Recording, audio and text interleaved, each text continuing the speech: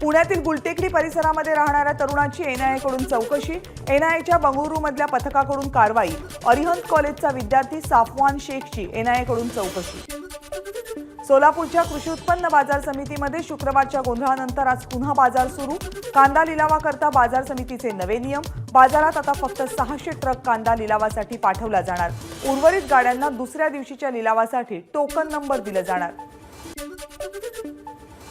राज्यपाल रमेश बैस यांचा कोल्हापूरचा दौरा रद्द। शिवाजी विद्यापीठाच्या दीक्षांत समारंभाला राज्यपालांची होणार होती उपस्थिती। मंत्री छगन भुजबळ यांच्या राजीनाम्यासाठी सकल मराठा समाज घेणार होता राज्यपालांची भेट। राष्ट्रीय स्वयंसेवक संघाचे सरसंघचालक मोहन भागवत कोल्हापूरच्या दौऱ्यावर। अंबाबाईचं घेतलं दर्शन।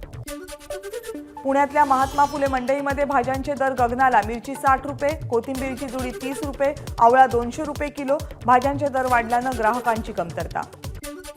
जुन्या वादामधून तरुणावर चाकूनं वार। हल्ल्यात तरुणाच्या गळ्यावर आणि शरीरावर चाकूचे अनेक वार। आभासी चलनाच्या नावानं सोलापूरच्या तरुणाची लाखोंची फसवणूक। फसवणुकीसाठी छत्रपती शिवरायांच्या नावाचाही करण्यात आला वापर। पंढरपूरमध्ये 25 डिसेंबरपासून 2 मोठे धार्मिक कार्यक्रम। आषाढी सोहळ्याप्रमाणे तयारीला सुरुवात। एबीपी माझा, उघडा डोळे बघा नीट।